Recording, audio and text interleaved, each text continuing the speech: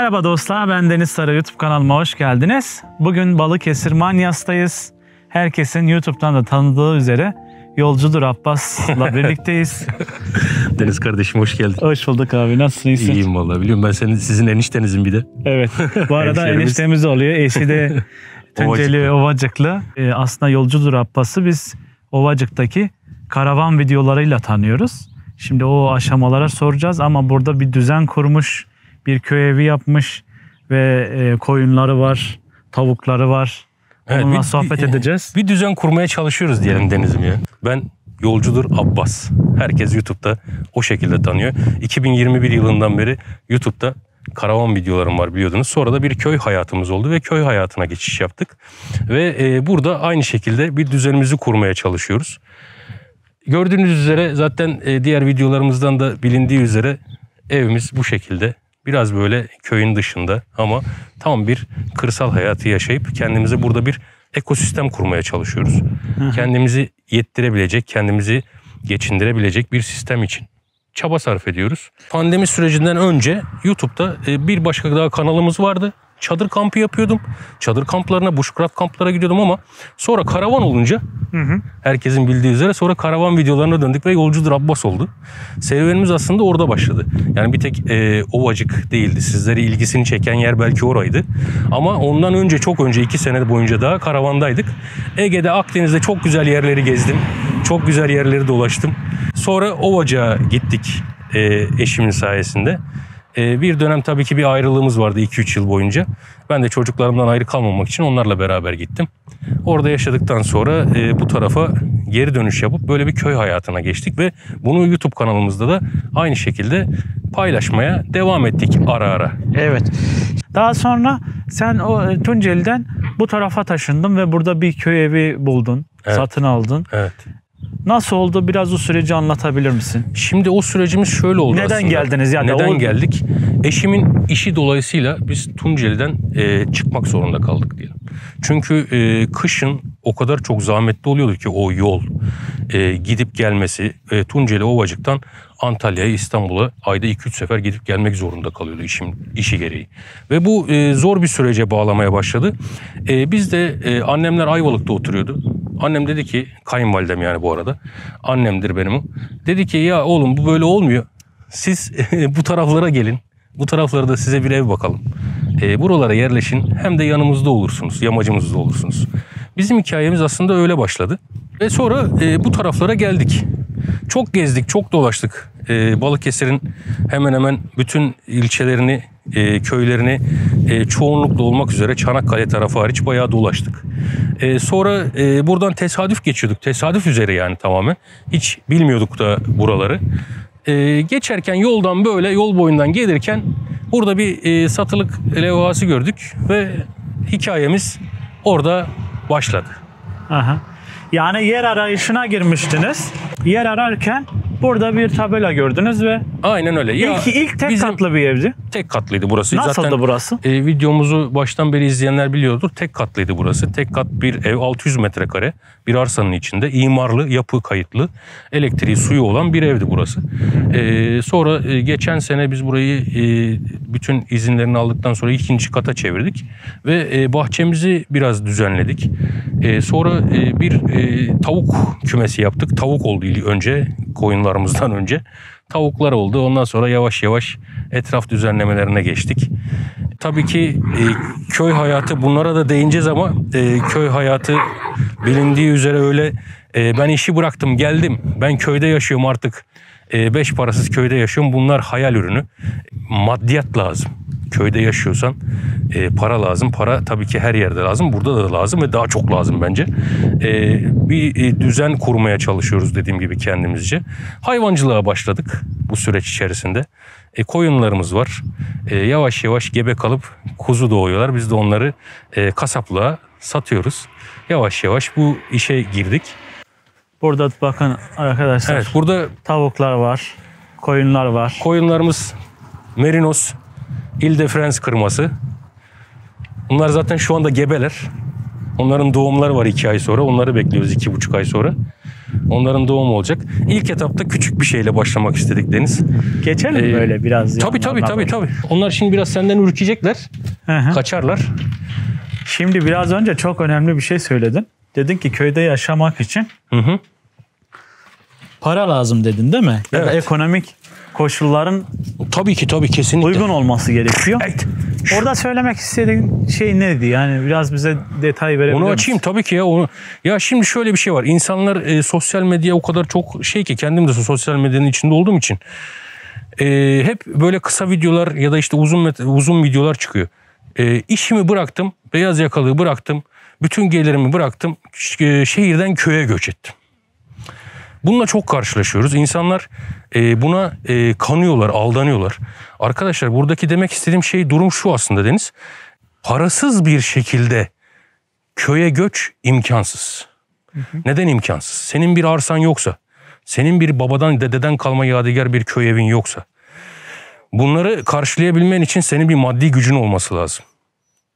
Yani bir ev alabilmen lazım, bir arsa alabilmen lazım. Ve bunun bir devamlılığı lazım. Yani nasıl devamlılığı lazım? Bir hayvancılık yapman lazım. Bir gelir kapısı yaratman lazım kendine. Yoksa öteki türlü ben oturayım köy evimde, benim aylık 70-80 bin lira akarım var. Yaşayayım, o olur. Ama senin aylık 50-60 bin lira, benim gibi çocukluysan, ben kendime örnek veriyorum. Benim gibi 2 tane çocuğum varsa, ailem varsa ve aylık 50-60 bin lira akarın olmak zorunda. Çünkü köy yerinde de olsan masrafın oluyor. Buradaki diyeceksin ki hiç mi artısı yok? Yani bu kadar anlattın hani bu negatif yönünü. Pozitif yönü şu. Gördüğün gibi burada bir sessizlik ve huzur var. Burası tamamen huzur diyarı. Bu huzuru da herkes kaldırır mı kaldıramaz mı, o tartışılır bir konu. Ama bir gelir kapısı elde edebilmen için de para lazım Deniz. Şimdi burada gördüğün hayvanlar 170-180 bin lira para var burada. Bunun kuzularını düşün, işte doğuya yemlerini alıyorsun. Onu yapıyorsun ki baktığında bir avuç hayvan var burada. Bu bir para. Anlatabiliyor muyum? Yani ben köye göçtüm. 2 tane koyun alayım ya da 1 tane inek alayım. Geçineyim gideyim. Abi o ineği, koyunu nasıl alacaksın? Evet. Yani peki, demek istediğim bu yani. İlk etapta dediğin gibi bir para lazım. Peki sen bunu nasıl başardın? Hani tamam, belki bir bütçen olabilir ama burada idame etmek için bu kadar koyun yeterli mi? Ya da buradaki tavuklar yeterli mi senin hayatını idame edebilmek için? Hayır. Bunlar yeterli değil. Bunlar nasıl şu anda yapıyorsun yani? Sen nasıl başardın? Bunlar yeterli değil tabii ki. Ama tabii ki insanların bir background'u var. Bir geçmişin var yani. Benim mesela çok uzun yıllar hatta 20 yıla yakın makam şoförlüğü ve yakın korumalık yaptım. Turizmin önde gelen bir ismine. Tabii ki bununla ilgili şimdi ne derler, onu nasıl söylerim bilmiyorum ama yani bir birikimim vardı her zaman. Olmak zorundaydı. Ve bir YouTube kanalım vardı. Bu YouTube kanalımdan Allah var, yani güzel para kazandım. Yani bunu hiçbir zaman yapmadım. İyi de para kazandık. Birikimimizi ona göre yaptık. Planlamamızı ona göre yaptık. Eşim çalışıyor. O zaten home office dediğimiz olay bu pandemiden beri. O hala çalışmaya devam ediyor. Onun bir geliri var. Sonuçta hani 20 yaşında insanlar değiliz Deniz. Artık yani belli bir seviyeye geldik. Bir birikim yaptık. Olanı da şimdi işte buradaki yatırımımıza yapıp harcayıp huzurlu bir şekilde yaşamaya çalışıyoruz. Tamamen durum bu yani. Peki mesela ilk zamanlar hani karavan hayatın vardı. Evet. Türkiye'nin birçok yerini gezdin, dolaştın. Evet. Sonradan böyle hayalindeki şey miydi? Hani bir köy evim olsun, kırsalda yaşayayım. Vallahi benim kesinlikle hayalim değildi. Yok oldu? Hayır.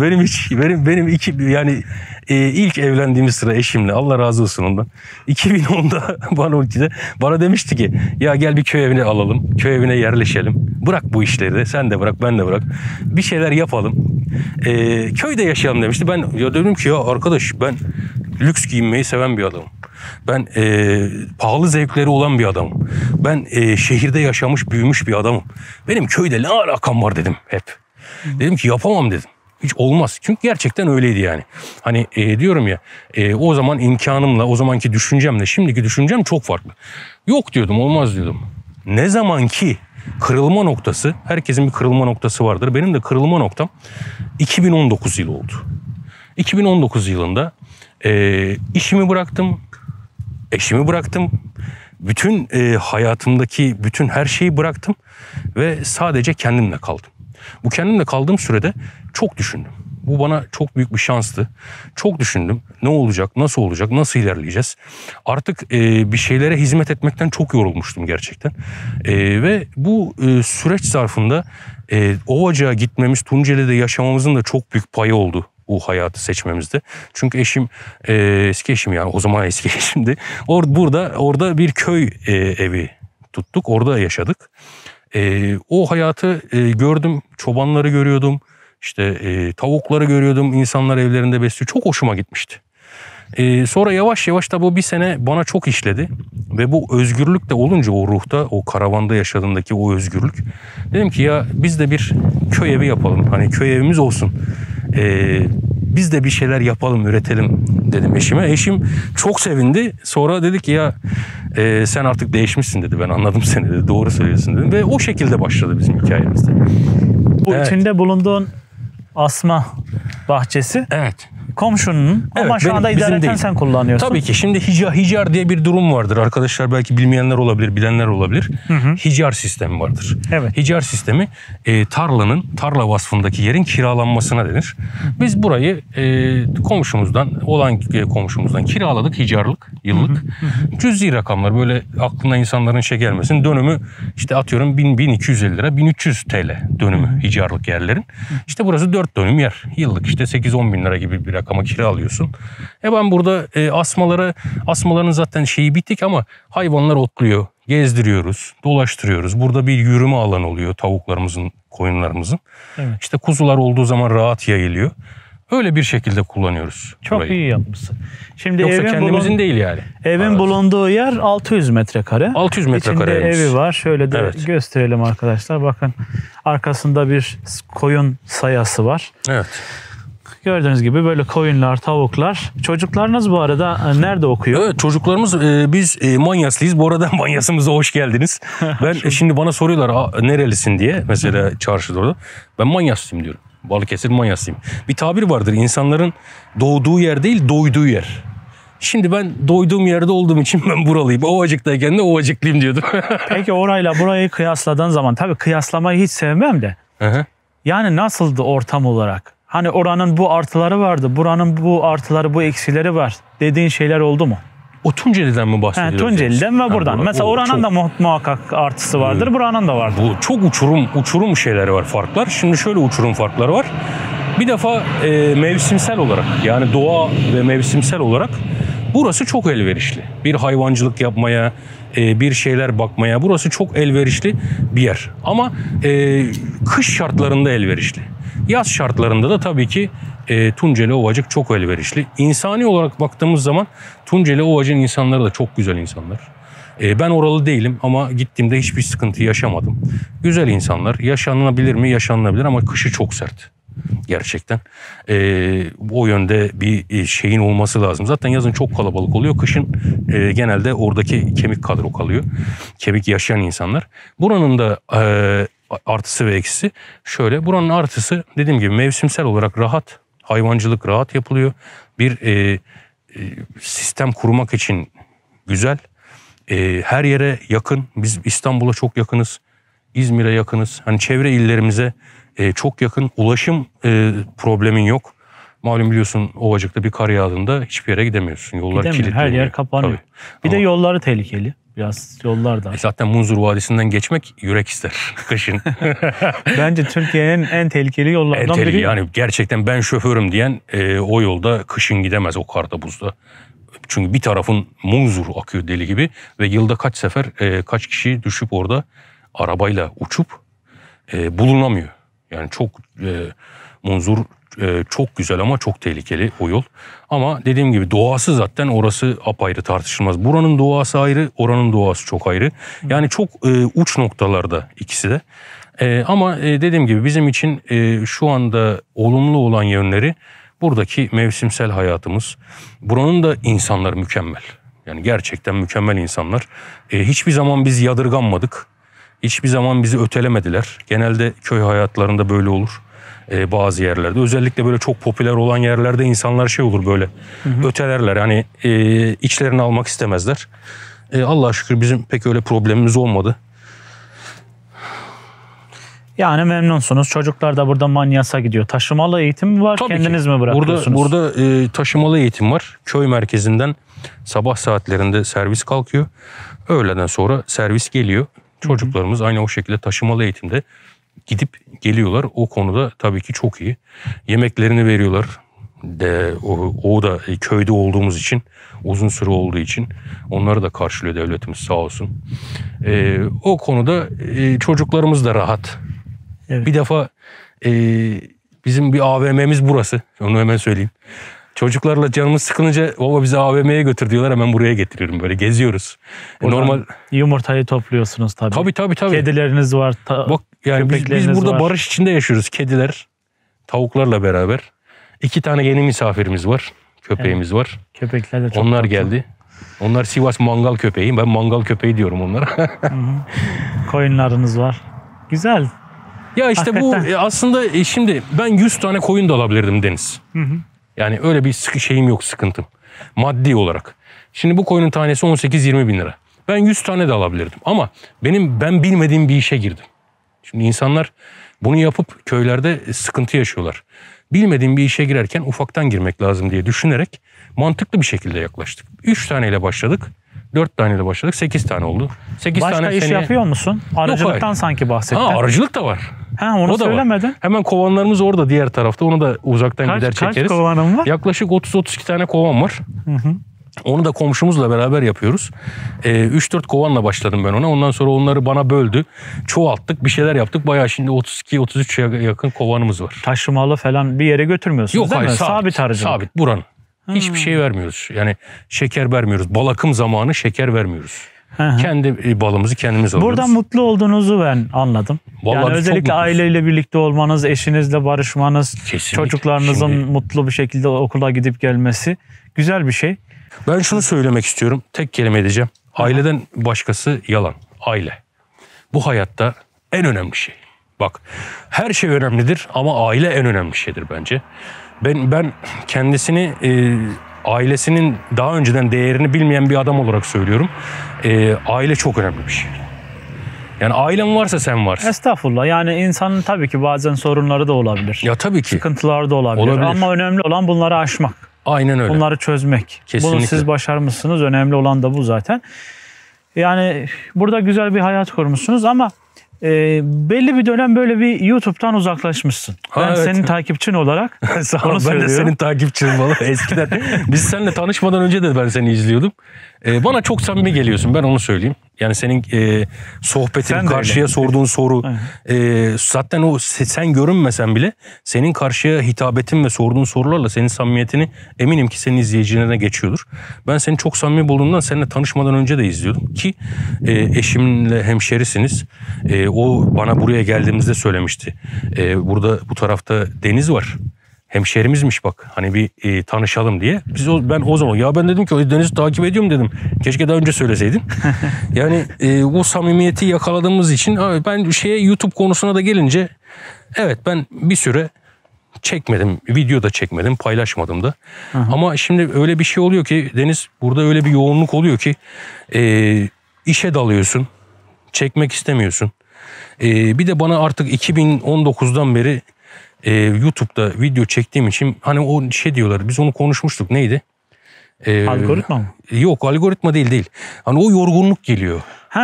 Tükenmişlik sendromu. Öyle mi diyorlar? İşte onu bilmiyorum da.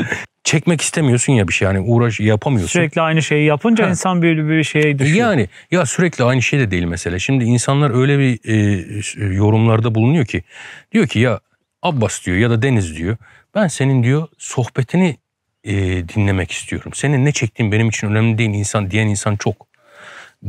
Eleştiri yapan da çok, eleştiriler başımızın üstüne ama haddi hududu aşan eleştiriler de çok. Kırıcı sözler de olabiliyor. Ya öyle tabii canım. Ya ben kimsenin cebindeki para beni ilgilendirmez. Sen bugün benim yanıma çok bir arabayla da gelebilirsin. Dökük hurda. çok lüks bir arabayla da gelebilirsin. Ben sana dönüp de Deniz hayırdır birader parayı nereden buldun demem. Diyemem yani. O benim ahlakıma el vermez. Ama insanlar dediğim gibi çok acımasız oluyor. Hele ki sosyal medya yapıyorsan bunlara zaten alışman lazım bir nevi. Onun için ben bazen kaldıramıyordum, şey yapıyordum. Ondan bayağıdır videoyu yüklemedim. Ha bir de şu. Bence insanların alması gereken burada senin deneyimin. Hani senin tabii ki burada hani köye göç etmek, buradaki evi yapmaktan tutun da yeri bulmadan tutun da nasıl geçindiğine dair şeyler insanlara örnek oluyor. Tabii. Ya, ama onun dışındaki hani özel şeylere girmek bizim kimsenin hakkı değil. Tabii. Yani tabii canım şimdi senin ailevi meselelerine o kadar çok girip erdelemeye ya da cebindeki parayı söylemeye ya da cebindeki paranın yoklanmasına yani evet. Bunlara gerek yok yani. Şimdi bak şöyle bir şey vardır. Ben buna çok inanırım. Bir araba aldın. Misal veriyorum çünkü basit örnek. Komşuna ya da işte tanıdığın yan arkadaşına gittin. Arabadan indin o da seni gördü. Döndü dedi ki o dedi iyi arabayı değiştirmişsin. İyi kaça aldın? Bak şimdi burada insanlar ikiye ayrılıyor. Birisi senin cebindeki paranın seviyesini ölçmek istiyor. Birisi de piyasayı öğrenmek istiyor. Hı.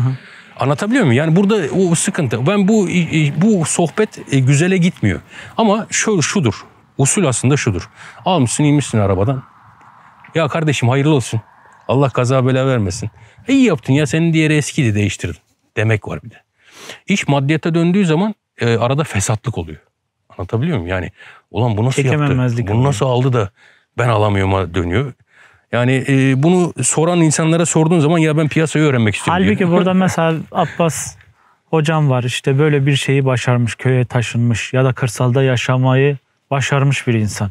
Bunu nasıl başarmış? Bunları alıp öğrenmek yani ondan öğrenmek gerekirken bunun altını irdelemek ya aslında bir şey Deniz o da matah bir şey değil yani şimdi burada yaşamak da çok matah bir şey değil emin ol şimdi şurada bak şurayı göster karşıyı. Şurada köyümüz bak karşı taraf bizim. Şurada yaşayan insanlara sor hepsi şehire gitmek istiyor. Anlatabiliyor muyum? Evet. Yani şehirde yaşamak istiyor hepsi. Ama biz köye gitmek istiyoruz. Neden? Çünkü insan elindekinin değerini bilmez. Hep öyledir. Evet. Elindekinden farklı bir şey ister. Hayat hep böyle zaten. Türkiye'nin zaten bu değil mi? Mesela insanların çoğu %80'i kırsallardan şehirlere göç etmiş. Ama şu anda da insanların %80'i belki de şehirlerde yaşıyorsa birçoğu tekrar kırsala göç etmek istiyor. Yani. Evet. Yani kırsalın sence alternatifi, dezavantajı nedir? Günümüzde sence şehirde yaşamak mı daha kolay, köyde yaşamak mı daha kolay? Valla bence günümüzde şehirde yaşamak bence bir savaşın içine girmek gibi bir şey. Hı. Yani bir savaş ortamında yaşa, şehirde yaşa aynı şey. Tabii ki bak yani bu konular çok göreceli. Yani kişiden kişiye çok değişebilen konular bunlar. Hı. Yani benim zevklerim ayrı, senin zevklerin ayrı. 15 sene önceki Abbas'ın zevkleri ayrı, şimdiki Abbas'ın zevkleri ayrı. Yani şu an bu sessizliği görüyorsun. Doğru. Köpek, tavuk, koyun. Bir de işte bir araba geçerse araba. Bu kadar. Burada da güzel yanan köyün kenarında olma. Evet, çok köyün içinde değiliz. Biz biraz dışarıdayız kırsalda. Hı. Yani bu seçimden ibaret Deniz. Yani bunun yok. Gel kovanlara doğru gidelim. Bir kovanları gösterelim. Evet, kovanlara bir bakalım. Bu yavrular da çok güzel olmuş. Şöyle göstereyim. Bakın arkadaşlar şu tatlılığa bakın. Ya Hera. Adı Hera. Kamerana dikkat et. Şuna bakın Hera. Arkadaşlar. Kızım. Bu kızımız. Bu da diğeri erkek mi? 50 günlük bunlar. Hı. Bunlar Sivas'tan geldiler.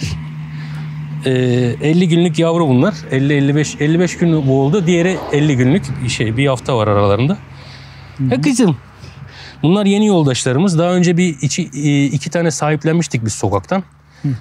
Geçen sene burada baktık. Onlar kayboldu diyoruz. Aslında çalındı da kayboldu diyoruz. Çoğu insan da sormuştu ne oldu köpekler diye. Çoğuna kayboldu diyoruz. Çalındı deyip kimseyi töhmet altında bırakmak istemiyoruz. Evet.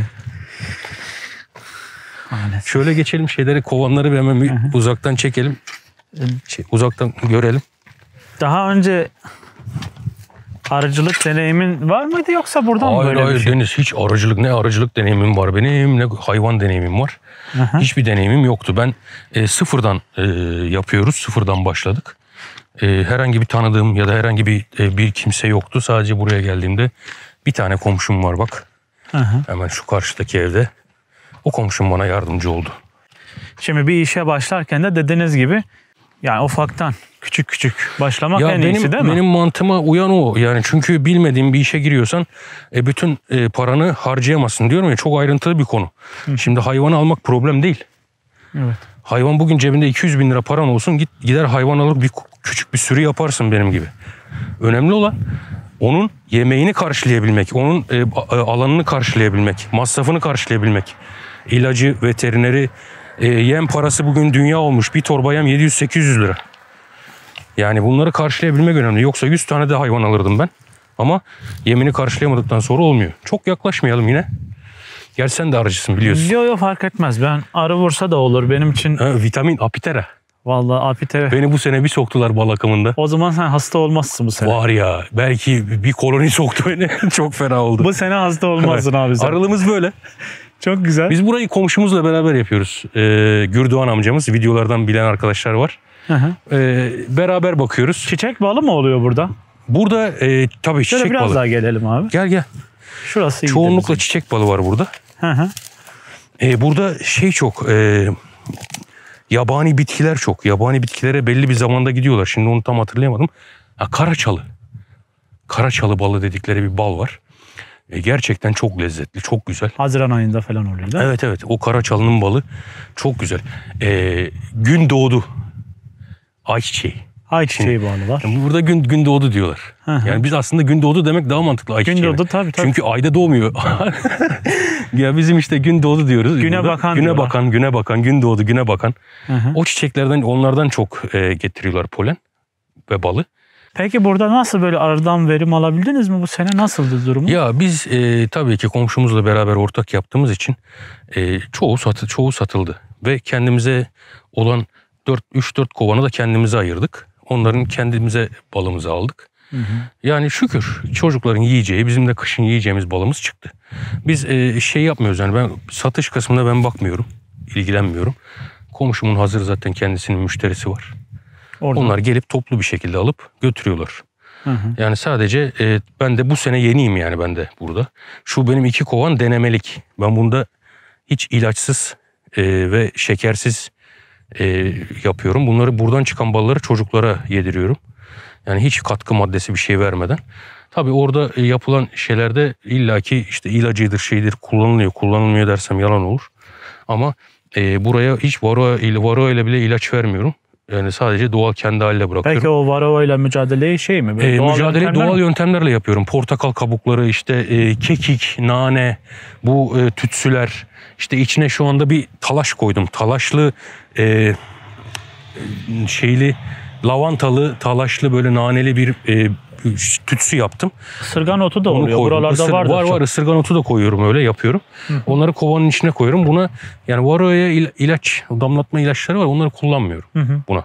Ama burada kullanıyoruz. Çünkü buradaki daha biraz daha hani satılması için. Abi sen çok dürüstsün. Bak hemen yan taraftaki olan şeyi anlat. Yo, söylüyorum. Onda saklanacak bir şey yok. Tabii.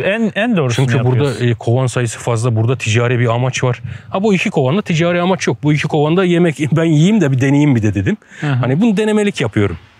Şu bir gerçek mi? Mesela ya ne kadar hani üretim yaparsak yapalım, aslında insanın kendi ürettiği bambaşka bir şey oluyor değil mi? Kesinlikle. Yani kendi bahçenden bir şey üretmek, kendi kovanından, kendi koyununu, kendi tavuğuna bakmak daha farklı oluyor değil mi? Kesinlikle. Yani çünkü her şey ticarileşti, her şeyde hile olabiliyor. Hani bunu güvenilir dediğin şeye bir bakıyorsun hile çıkabiliyor. Vallahi ben babamın oğluna bile güvenmem. Ben sana açık söyleyeyim. Ben kendi kanalımda söylemediğim şeyleri söylerim senin kanalında. Tamam. Ben babamın oğluna bile güvenmem. Neden güvenmem?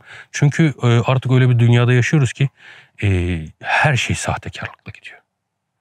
Yani ben şimdi mesela bana diyen arkadaşlar çok oluyor. Abi bize bal satar mısın? Bal gönderir misin? Zeytinyağı. Komşumun 180 dönüm yeri var. Zeytin şu anda hasattalar. Zeytinyağı gönderir misin? Bal gönderir misin? Ben yok diyorum. Neden yok diyorum? Ben satmıyorum abi. Ben ticaret yapmak istemiyorum. Ben bunun ticaretini yapmak istemiyorum. Balındı, yağındı. Zaten evdeki koyunlar da kendine göre yapıyorsun. Abi zaten yağ benim değil satsam da. Kendi yağım değil. Bal benim balım ama onu alıp da ben kendi malım diye satamam yani. Lanse edemem. Bilemem yani onu. Yani onu fabrikaya gidiyor, sıkılıyor. Ben onun öyle raporu var ama Ben hani bir şeyden emin olmam. Ben kendime alır içerim. O ayrı, parasını veririm. Ama benim kendi yaptığım iş önemli benim için. Yani benim kendi yaptığım iş nedir? Benim burada yoğunlaştığım hayvancılık. Benim tek yapmak istediğim amacım Orada büyütmeyi planlıyor musun? Tabii ki.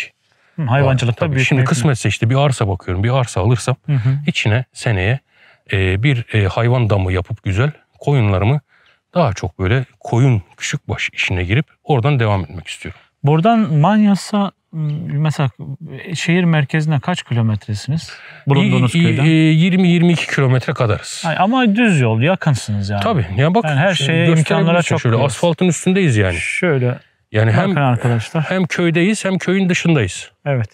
Şöyle köyün dışında çok güzel bir konumda. Köyde şurası ama şehir merkezi şöyle ileride. Üst kata çıkalım. Üst kattan manzara daha güzel. Evet. Burada zeytin de oluyor bu Şimdi arada. Şimdi burada bak bir tane nar ağacımız var. Ya bu büyüdü bayağı. Zeytinlerimiz var. Zeytin ağaçlarımız. Burada Gemlik zeytini oluyor mu bu arada? Tabii. Komşumuzun mesela zeytinleri hep oraya gidiyor.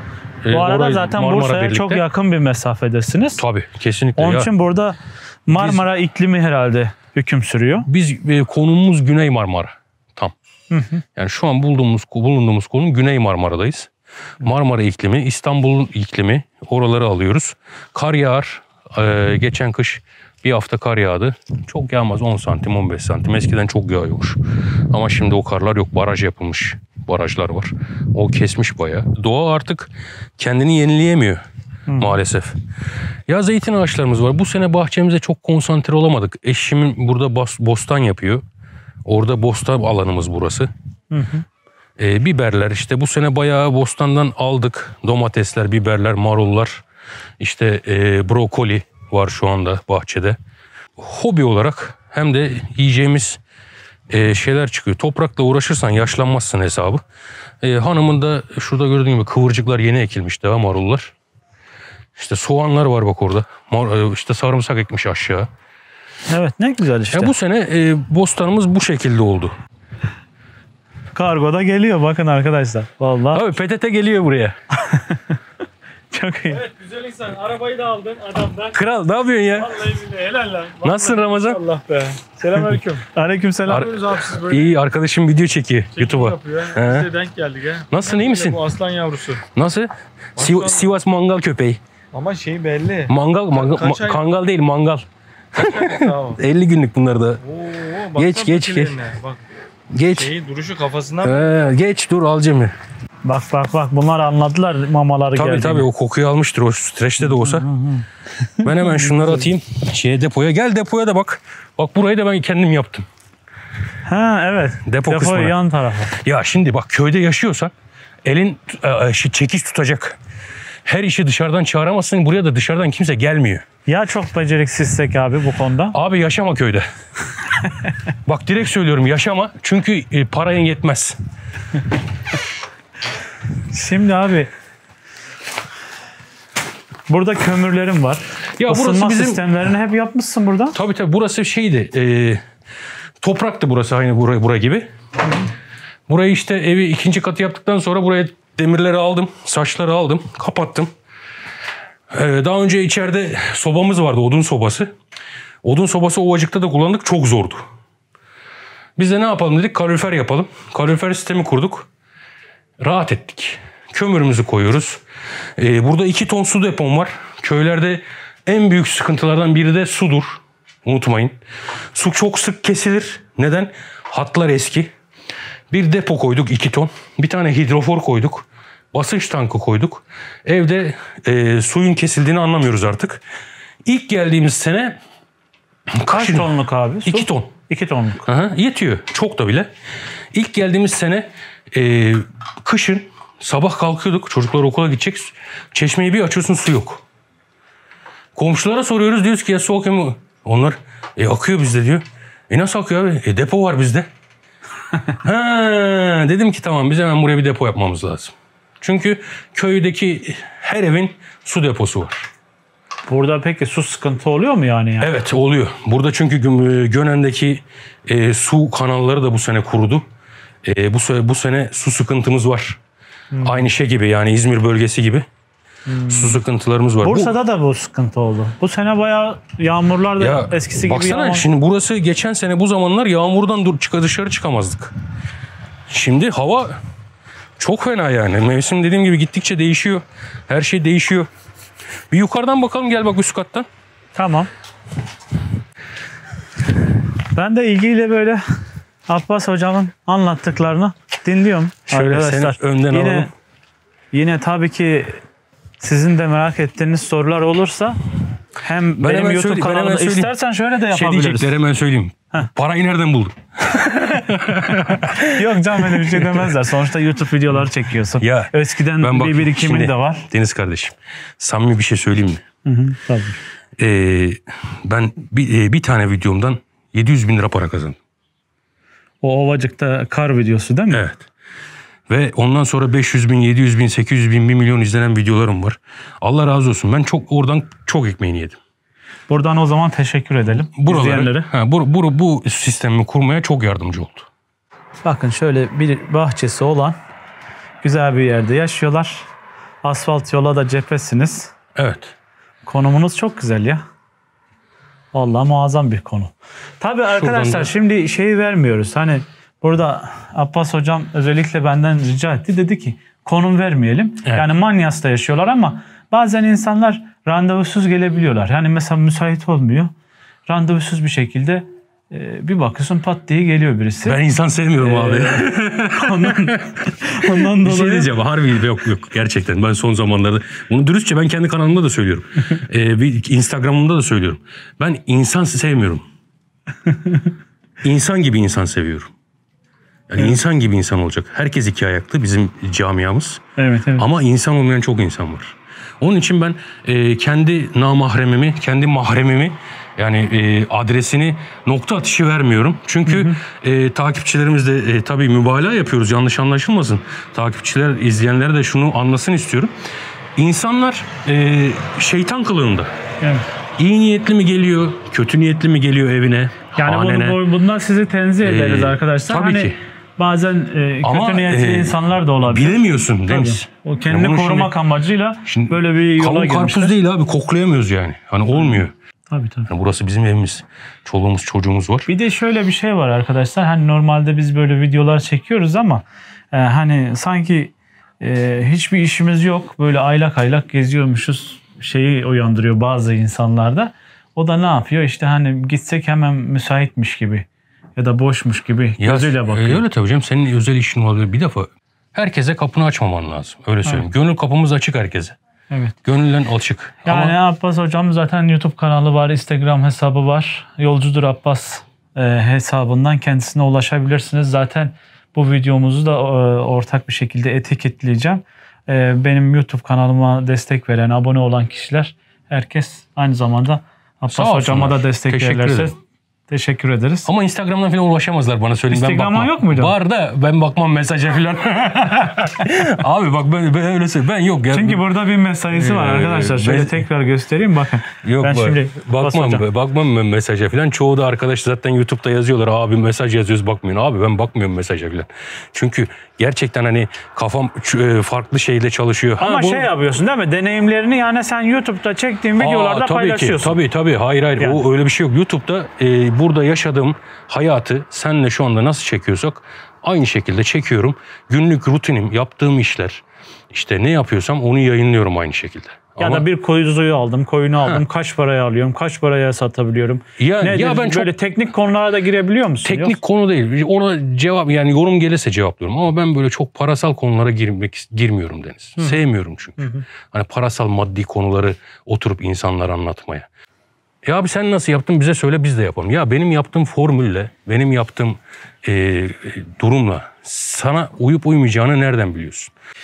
Çok teşekkür ederiz. Estağfurullah. Sağ olasın.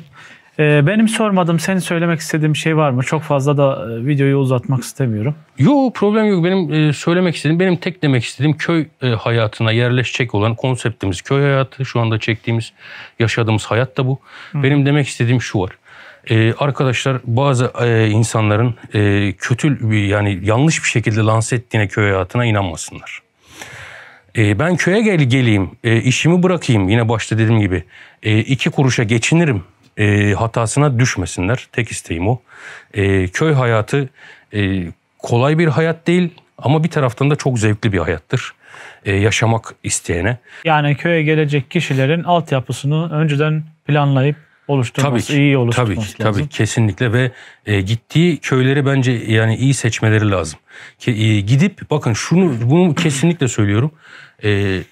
Bir yere karar vermeden önce kahveye gidin. Oturun.